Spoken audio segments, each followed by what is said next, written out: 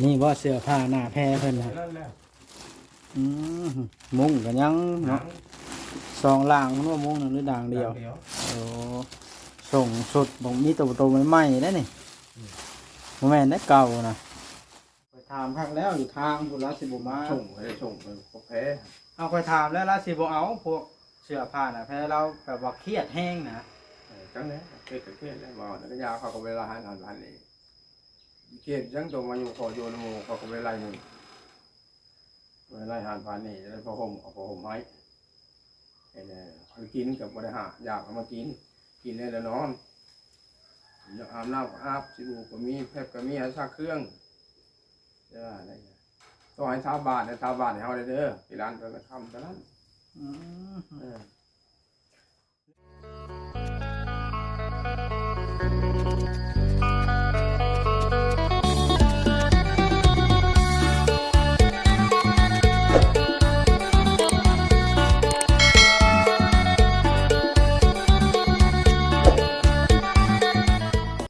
พี่น้องเดี๋ยวตอนแรงๆเราก็มาหาทันหมออีกพี่น้องเลยมาเบิ่งสภาพบานนะพี่น้องเลยหลังจากที่เท้าจะลั่นโบอยู่น้ำพี่น้องเลยเป็นจังใดผมหันรวมหนึ่งนั่นแทนหมออยู่เพื่อนเอื้อยเพิ่นชื่อว่าเพิ่นมาแล้วเขามาแต่บ้านไหนเลยมาหาเพิ่นเห็นเกิบอยู่น่ะซีอยู่อยู่ที่นี่พี่น้องเลยว่าจะอาบน้ำได้ เตรียมสิอาบน้ำบ่เดี๋ยวนี้สบายดีสบายดีลุงหมอ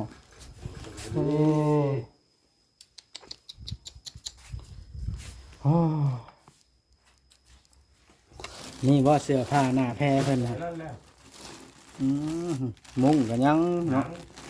สองล่างมันว่ามุ้งหนึงหรือด่างเดียวโอ้ส่งสดบ่มีตัวใหม่ๆได้นี่บ่แม่นได้เก่านะ ว้าวไม่ได้แต่ว่าเหลือแพ้โอเคไหมอ่ะบอกมาแล้วก็ร้อยเลย ฮะ ก็ร้อยเลยแพ้กันเลยอย่าง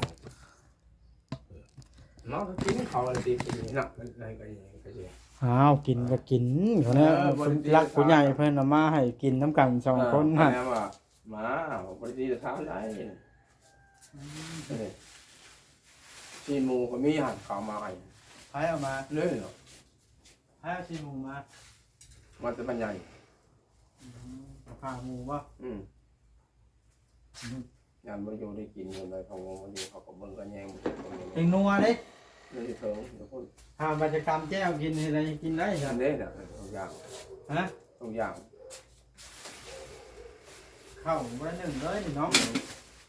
เป็นไรหิ้วได้บ่านี่หมูมีผู้หนึ่งข้าวฮะ หุงเงาไปได้หุงเงาบ่นึง แม่นจาเหตุแล้วโบโยเล่าอันนั้นน่ะมาเจ้าอันให้เล่าน่ะมา หมอ ให้ไปมาใช่เกินขอบเขตใช่บุให้เราได้นั่งเลยนะมา หมอบริษัทได้ หืม บริษัทได้ ค่อย น้ำค่อยอาบ ค่อย น้ำค่อยอาบเดียว มาเห็นตอนเวลาถ่ายคลิปซื่อๆได้แล้วข่อยเมื่อเฮือนข่อยได้ นั่นแหละ เจ้าสิอยู่จังไดบาดนี่ลุงหมอ อยู่วันนี้นะ อยู่ผู้เดียว เดี๋ยวเข่าเมื่อก็ไปหุงแล้วก็มากิน ไปหุงอยู่ไส เนื้อเฮินก่อน คือบ่ออันนั้นคือบ่ออันหุงท่านเนาะ ทานกระทานบริมี บ่ให้ก็ซื้อให้ เหมือนทานก็จะเป็นหุงใส่ไฟฟ้าพวกนี้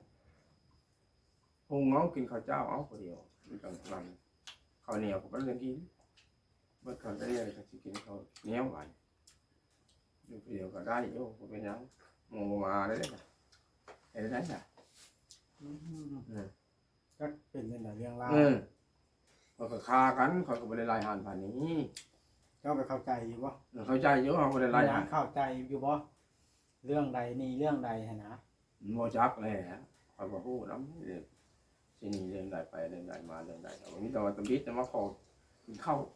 วแล้วขอนอนอยู่นี่ได้บ่ได้ก็ได้ ได้แรกๆนะ ได้เลยก็อยู่นี่ก็ย่อมจะให้เพิ่นได้เพิ่นพาอาศัยแล้วจังให้ เอาเขาพ้องนะตอนมันสิได้ส่งได้เสื้อได้ผมไปพกได้กี่ดันเลยว่ะเจอบุญจะมีแต่เรารสชาติบอกปากบอกหูเนาะ มันแล้วหนี่จ้อยมา ไม่นี่เราไปอยู่ยังใหญ่อะไรค้ากันนะเขาก็บริไลหันนี่ใส่เขาต้องบริไใส่ยังหาอยู่หากินบริหากินเลยละนอนเขาบริหารได้ตีนะ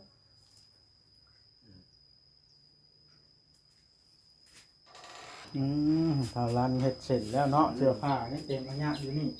นี่แล้วก็มา เจ้าเดาหั่นได้ มา ฮักไปถามข้างราสิบุมานะ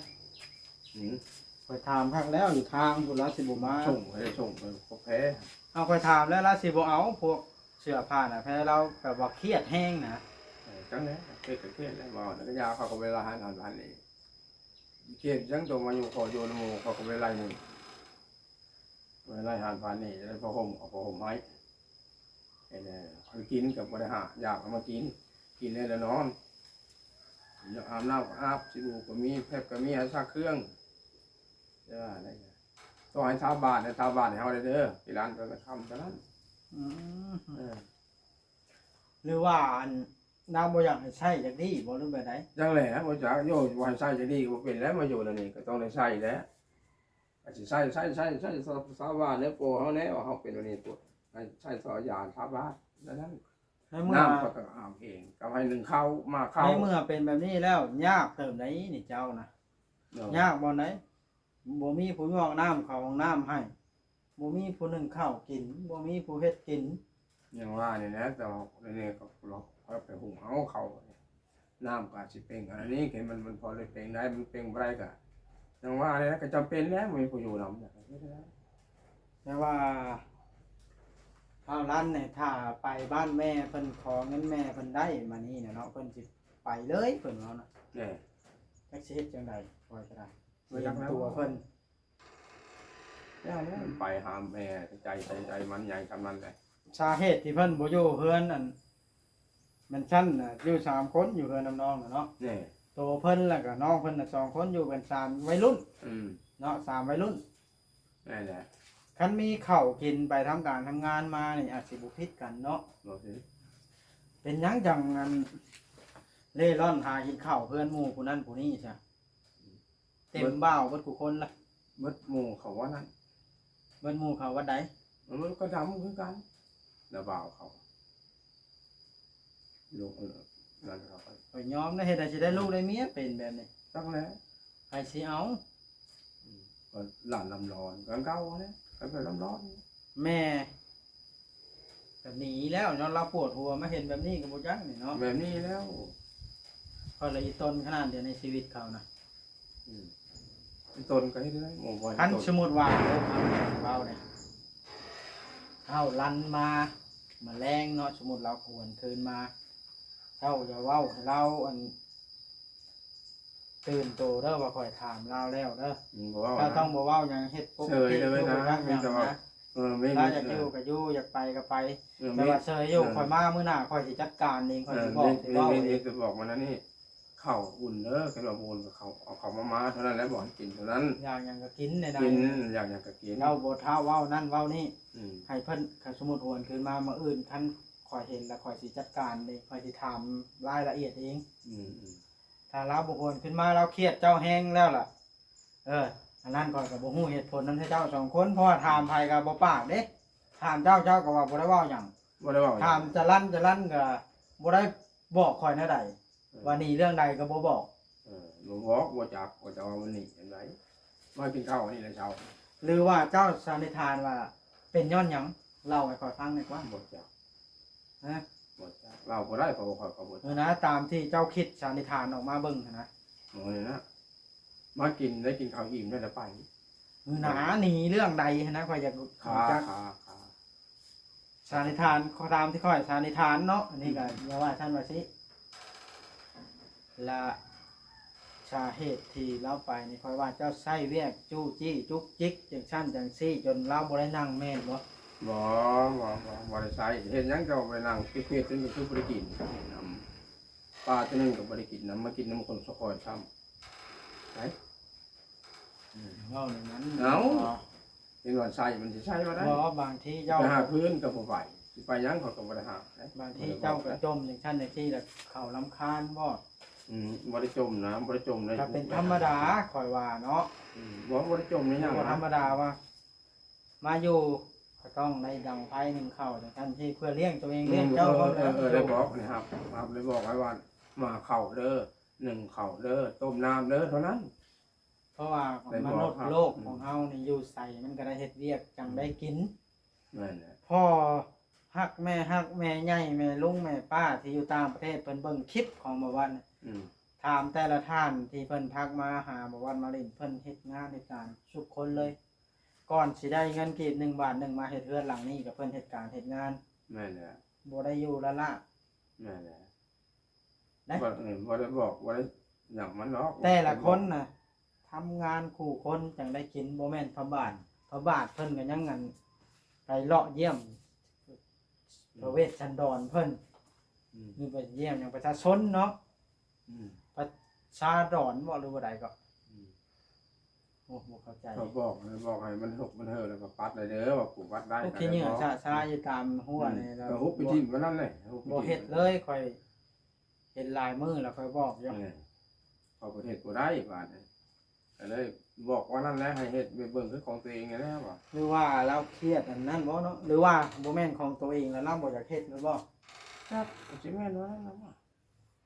แบบเจ้าตอนนอนไห้หั่นบ่บ่แม่นของตัวเองแล้วบ่อยากเฮ็ดอยู่นั่นว่า ก็จังได๋สิคิดว่านั่นก็แม่นแล้วคือค่อยจะแม่นแล้วบ่เฮ็ดบ่ของเขาอีกบ่เฮ็ดไปก็บ่ได้ มันนิสัยคือกันนะมาสำหรับกับเจ้านี่ จักแหล้ เอ้าเจ้าก็ตอนนั้นก็คือบ่ไปหาเฮ็ดเหตุการณ์น่ะบ่เฮ็ดบ่แม่นของตัวเองเนาะ บ่เฮ็ดเป็นของตัวเอง อันนี้ถึงบ่แม่นของตัวเองก็ยะมันผัดได้กิน ได้กินนะพี่จังกับเพิ่นมาเอาเรื่องกับเพิ่นว่ามีแต่ให้นึ่งข้าวแล้วก็ไอ้ดังไผต้มน้ำเท่านั้นน้ำเขาก็อาบเองได้แล้วนี่ๆอดอาบยาสิบุพอยาสิฟันกับพัดเองได้แล้วนะก็บ่ได้ใช้สินใจละมงมาอยู่ลำย่านหมู่เห็นบ่เป็นใจนี่แหละญาติบ้านเว้าแล้มาอยู่นำมือก็ดีแล้วแต่ว่าดีแล้วมาอยู่นำมาเบิ่งมาแยงนี่นะก็ใส่เอายาใส่บาท5 บาทให้ได้แล้ว พังเด้อข่อยสิเว้าเรื่องเสื้อผ้าอันการร้านนี่เจ้าบ่ได้มีสิทธิ์ห่วงตัวนี้ เอาไปแล้ว ถ้าเกิดว่าเจ้าของเสื้อผ้าหรือว่าเช่นบ่าวจอยบ่าวเวียงค่อยอยากเอาไปให้บ่าวลั่นก็มีสิทธิ์เอาไป โดย เพราะว่ามันบ่แม่นของเจ้า เอาไปแล้ แต่ ว ว่าชั้นว่าที่ได้นี่ก็คอยเว้าให้พังนะ บ่ได้ค้าอย่างใด เพราะว่าจุดประสงค์ของผู้ใหญ่เพิ่นละซื้อให้เท่าล้าน เอาไปแล้วบ่ได้คงไปห้ามอย่างใดของไว้ เป็น ของ มุ มัน ง นะ เสื้อผ้าแต่ว่าค่อยสิไปถามเราก่อนแนวใดก็ได้ ไป ว่าสิเอาบ่ถ้าว่าบ่เอาแล้วก็บ่ เห็ ให้ นมันเป็นลังกาแบบนี้มาเขาก็บ่ฮับแล้วว่าสิบ่ฮับจังได๋มันสิมาซอกเรื่องซอกลายใส่ผู้ที่เฮาสิความอบอุ่นมันสิบ่มี มันบ่แม่นนั่นค่อยบอกว่าใจเย็นๆซะก่อน อันนั้นแหละ เดี๋ยวค่อย เป็นสิมา เคลียร์ให้เอง แล้วเราจะมาก่อความวุ่นวายแบบนี้ก็บ่เอามีได้ค่อยก็นี่ คันสมุดเรามานะเจ้าจะพาเว้าซั่นสิให้เรานอนปกติรถเดี๋ยวค่อยมามื้อใหม่ค่อยสิ บ่ได้ จัดการเอง ค่อยก็ให้เต็กบ่มักความยังมีบ่มัก มัน ความ เป็นเรื่องเป็นราว บ่มักเลยสมเพิ่นๆเนี่ยเพิ่นเป็นพี่น้องเฮาซ้ำสิมาก่อความวุ่นวายเฮาบ่มักบ่ให้อยู่ซ้ำได้ไปโดดเลยบ่เฮาบ่ได้เว้าหยัง เขาเว้าก็ถือความเจ้าอันนี้ ค่อยก็ เจ้าอยากให้อยู่กับชิดของเจ้าบ่อยากให้อยู่กับชิดของเจ้ามันแม่นความเจ้าขอนี่ ขึ้นมานี่แหละขึ้นมาเนี่ยเฮ็ดเวยเหตุการณ์เฮ็ดจังว่าซั่นก็หา เพราะ กิน ว่าแนวนี้เฮือนมันก็เฮือนเจ้า โดย ดินก็ดินเจ้า โดย เจ้าอยากให้อยู่จังได้อยู่บ่อยากให้อยู่ก็คือบ่ได้อยู่ โดยอันนี้ก็ให้อยู่อยู่เห็นว่ามัน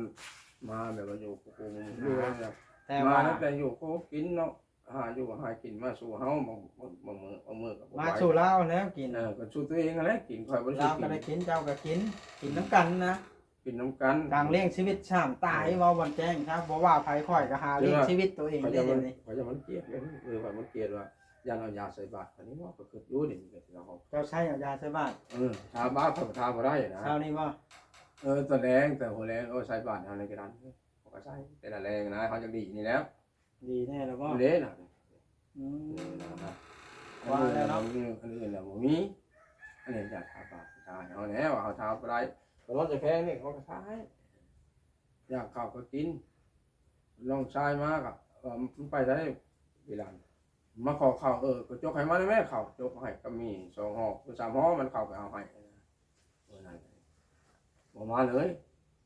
อืม หลับโคมเลยไปก้านเมื่อคืนนึงหลับโคมว่าผมมีโคมก้านเอาให้ไว้เอาไปเลยเป็ดนึงกับผมมีกับผมเอามาเอามาโคมเอาไปก่อนนะ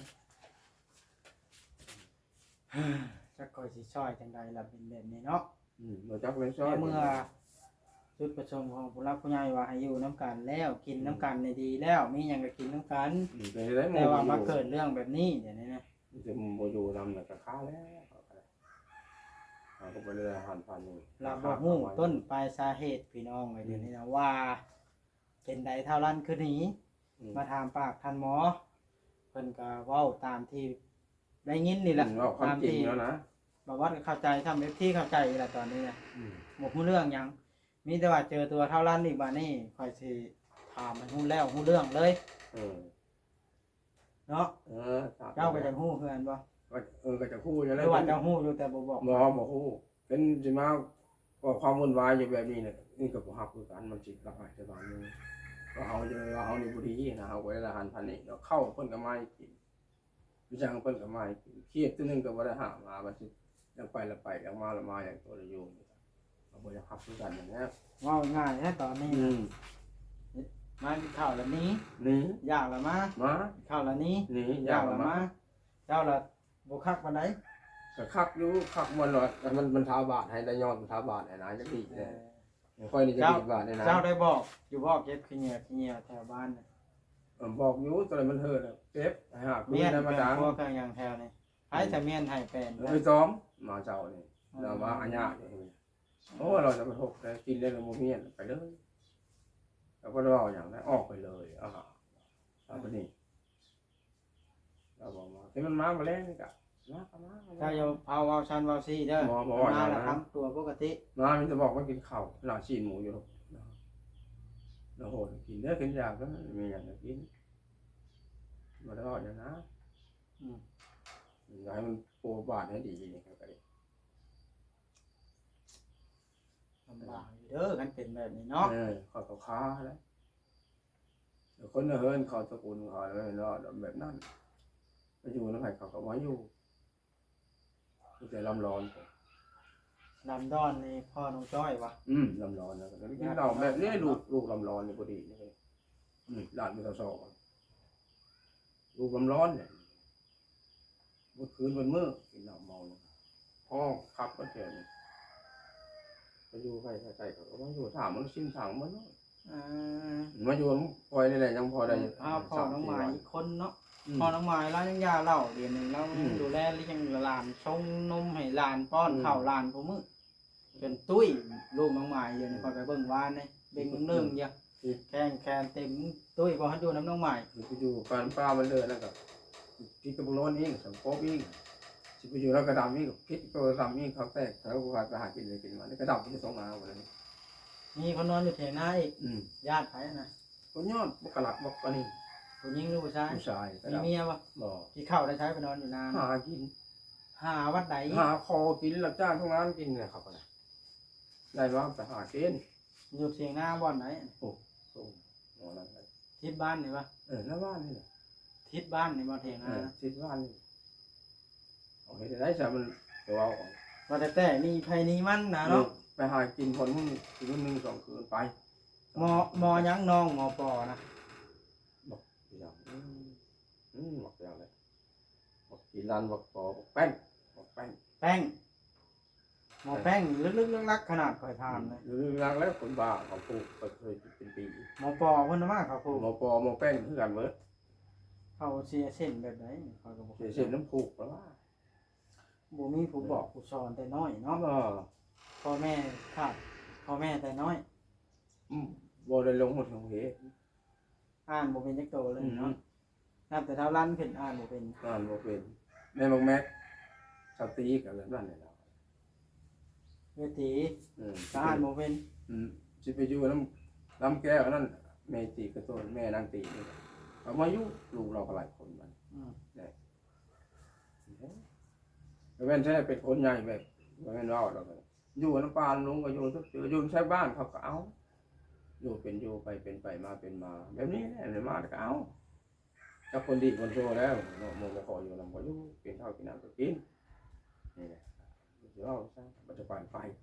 จังมาละมานี่โอ้ขาวย้อนจังให้ใดแล้วจังให้เขาตัวนี้ โอ้ก็ได้เลยเด้ได้เสื้อผ้า ได้ส้มได้ แพ เสื้อ ได้ข้าวได้น้ำมากินน้ำกันนี่แหละ ค่อยก็ว่าที่ให้ค่อยก็ว่าไปจะเอาไปนำให้เพิ่นได้ ได้กินได้อยู่เนาะ โดยไปวัดก็ให้ไปนำไปใส่กับไปนำก็แจ้งจนมอบให้ แต่กันนะ อ้าวเพิ่นน่ะคนน้อยบ่แก่บ่เป็นจังไดนั่นอ้าวถ้ามันโลไหนแจ้งเพิ่นก็ได้ จำเพื่อนตัวเองนะเนาะ เอาก็แจ้งนี่มอบให้ลองไว้ว่าน้องบ่มีมาขอเขาเอาจกให้มันได้แว้ตัวกีฬาลองเขาน่ะเอาก็แจ้งเขาไปเอามีให้มันแน่เอาให้2ห้อง3ห้องมื้อนั้นก็ได้ทำไดเอาให้น้อง ย้อนความไปกระยากแล้ว มั เนาะ นไปกระยะหนึ่งมาไปกระยะสองมากับมาโยนเฮากะยันที่บ้านเราไปโยนคนอื่นเขามาเอาแล้วยันเบิ่งแต่มาส้นมาโยนนี่ก็ส้นไปโยนหันก็จะเพิ่งนี้จะพอมีเกินจังหวะที่ร้านนี้ อ้าวว่าสิไปบันดอนพุ่นนั้น ไป ไป พุ่น ขมวนบ่ได้ห่าง200กิโลเมตร ไปพุ่นกันบ่เฮิงนี้จะก็คิดกระปออีก บ่ไปพุ่นคอยย่านพ่อหน้าบ่ให้กินข้าวซ้ำบ่ให้ขึ้นเทือน แน่ พอดีสิเล่ร่อนตายอยู่พุ่น แน่ ทางที่ดีคอยเห็นเราบ่อยากให้เราไปเดี๋ยวนี้นะ โยกไปจะได้ไปจะให้ดีก็ย้อนจะให้ดีนะย้อนจะไปแต่ไปนำนะ คันเราขับมาน่ะคอยปรึกษากับผู้รักผู้ใหญ่เพิ่นให้ซื้อข้าวซื้อน้ำแบบว่าให้อยู่เพื่อนตัวเองเลี้ยงน้องก็ได้นะ ได้สิเป็นหยังเป็นอยู่ อยู่น้ำเจ้าบ่ได้ก็ได้หั้นนะคันตัวเองเป็นตัวเอง เปิด ว่า ตีแต่ทานหรอก ละได้ข้าวกินแล้วไปหาทำงานทำการแบบว่ารับจ้างเสียหญ้ายงหญ้ายางแบบกระจ้างจ้างของมื้อนี่ก็ ไป ไป ขึ้นแล้วมาอยู่นี่ก็สิว่าให้เพิ่นได้มุกได้มอนได้หยังก็ก็ย้อนว่าอยากให้ดึงเพิ่นขึ้นให้แล้วอยากให้เพิ่นนั่นคือบ้านคือเมืองโมคอยได้ไปเป็นนะเพิ่นมาอยู่นี่มันได้ไปจำเองได้แล้วมันคือมันเป็นไปวันนี้มาฟังความไผว่าคอยให้คนก็บ่ได้ให้ในนี้คนก็บ่ได้ไรนี่ เสื้อผ้าหน้าแพ้เจ้าอย่าเข้าไปใส่ได้ อยู่นี่แล้วเนาะเบิ่งแม่จะมาเอาแล้วนี่เด้อ ห้ามเว้าในนั้นในนี่กันเห็นเรากลับมา บ่ว่า ดู เนาะ ข้าวตื่นตัวยังเฮ็ดเฉยๆเดี๋ยวไปมามื้อเช้าละมีแต่บอกว่าแจ้งกามาอย่าเข้าไปทางใดเด้อสิ คนสิมาเนาะ แม่นเพิ่นได้เรียกครับโตสิดอกว่าวันนั้นล่ะ แต่มันมาเข้าหนึ่งเข้าหาพื้นดำไฟหนึ่งเข้ากินตัวเองมาแล้วเฮ็ดได้จ้ะ ทางที่เขาพังนี่จักเป็นไผเป็นผู้เรืออดเนาะเท่านั้นหรือเจ้าก็ยังบ่เข้าใจได้เจ้าสองคนหรือค่อยเด้นี่ ดักแรกค่อยจะบ่ได้ว่าใด เจ้าบ่ได้แนวใดเจ้าน่ะอยู่ก็อยู่ไปก็ไป ไปก็ไป แล้วแต่ แต่ใจของเขาก็บ่ได้บอกว่าในทางโซ่เนี่ยบอกทางดีไอ้หนึ่งเข้ากิน ใส่ปากเนาะ ให้ไปหาก้านกลางคืนมีโค้งหาก้านแล้วหาเค็ดกับแกงได้เกี่ยวกับกับแกงได้หยังก็มากินข้าวกับ อ้าวเงินใช้สิมีซื้ออยู่ เงินจะบ่มีแล้วบ่ได้หา ของธรรมชาติมากินกับผู้ไปได้แล้วไปหาจังคือ เขาไป ข่าวว่ามันถึกหว่าแต่ความเป็นจริงเข้าในแล้วน่ะความบ่เข้าใจนำให้เจ้า แต่ว่าถ้าว่ามันถึกจะผู้แข่งแห้งแล้วไปหากินเดินมากับไปหาเฮ็ดหมู่ไปทึดๆเต็มบ้านเต็มเมืองอ่า น้ำกับมันได้ไปแบกมาเขาเงินนั้นไปซื้อมามันว่าเป็นไข้พอจ้อยบ่เพื่อนให้20,000ให้ไปซื้อยากับค้ำปั๊บจังมาไหน ว่านี่ได้ แต่ว่าว่าอย่างออกมาแมลงนี่สิไปอยู่ใช่ เสียงไผจะเว้าเด้นะ บุร้านเมื่อกี้ร้านนั่นแหละไปนอนเมื่อกี้ร้านนี่ คนบ้าบ่ แบบเมื่อกี้ร้าน ย่างผู้เดียวแล้วเว้าอ้าวอีร้าน ร้านไม่แต่ชอบ อ่า ลองผู้เดียวเลยนั่น มองไปแต่ย่านแท้ บัดคืน อืมลำบากเนาะ จะกลับแล้วเรื่องมาอยู่นี่หันมันสิว่ากันไหนต้องเดี๋ยวบ่ได้เอาอย่างจะว่ามันเสียใจบ่บ่ได้เสียใจบ่ได้เนาะต้องมาอยู่ในหมู่บ่ได้เอาอย่างมีแต่ใช้ชาบาทได้ใช้นะครับประกันเลยนะครับประกันว่าได้ยอมรับสารภาพเลยได้ใช้ชาบาทเฮาแน่หัวกระทะนะอย่ากระทะ อืม ตัวเองก็จะดีว่าสิใช่นะมันอื่นก็บ่ได้ใช่ดอกใช่ไปหาเก็บนั่นเก็บอันนี้ก็บ่ได้เก็บไปหาปืนไปส่งสันโดษนั่นแหละ นักใจลูกหมอเจ้าอยู่ผู้เดียวก็บ่คิดสภาพบ่ออกแล้วว่าสิกินอยู่จังใดบ้านน่ะโอ้เนาะ อยู่ไปนั่นแหละได้เป็นนี่ก็เป็นนั่นนี่แหละก็ไป ลำบากใจเด้อแต่เก่าก็แล้วอุ่นใจมีผู้มาเบิ่งมาแยงแล้วบัด อยากน้ำกับบีบ อันนั้น เดียวนี่นะได้ บีบกินได้อยู่น้ำเนาะ ได้ แต่นึ่งข้าวน่ะบ่ได้ น้ำข้าวก็ได้มันจะเอาไปหุงมาตักกิน เป็นได้จังว่านึ่งข้าวบ่ได้ลุงหมอ แล้วมันเพิ่นไฟแล้วขีดกับไฟ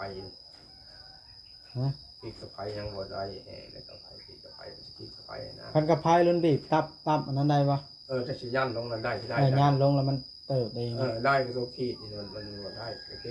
ยันแบบโคมเลยได้ ย่านตับอันนั้น ยันตับนี่เฮาจุ่มได้เรื่องกินก็ได้เขา อ๋อ ตักมาก็ได้เขา โอเคจังใดก็จะเผาให้เผาว่ากันกันกลับมาก็เด้อ บ่ว่านั่นนะ บ่เว้าหยังถ้าบ่กลับมาแล้วก็บ่จักแนวเว้าแล้วค่อยก็ได้ บ่ค่อยกับบ่จักนะ เพราะว่าค่อยถามแล้วได้ว่าสิบ่กลับมาอีก แต่ว่าถ้าเบิ่งเนาะถ้าหิวข้าวอันสิมาก็เป็นไปได้นะบ่ มานี่บ่ได้กิน โอเคลุงหมอซะนะแฮงจบคลิปนี้แหละ